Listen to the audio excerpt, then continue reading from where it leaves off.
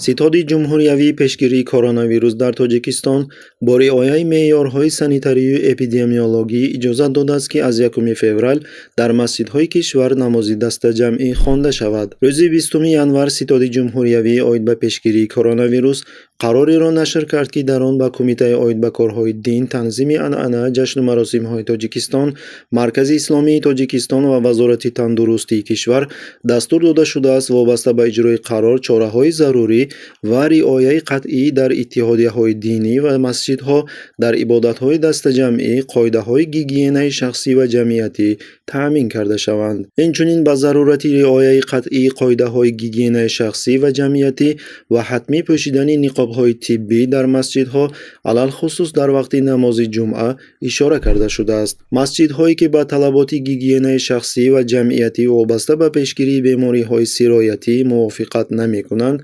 فعالیتشان منع کرده می شود. قید شده است در اطلاعیه ستاد جمهوریوی.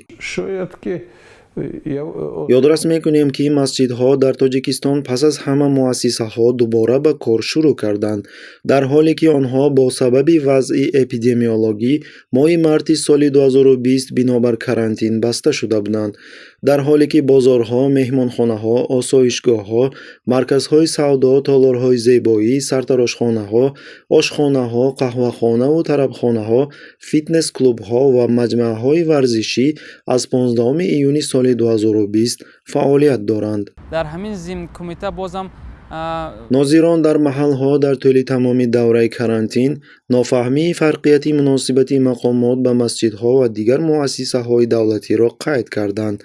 اکثر وقت تاکید می‌شد که رژیم پاندمی را همچون بهانه دیگری برای محدود کردن فعالیت دینی در کشور استفاده می‌برد.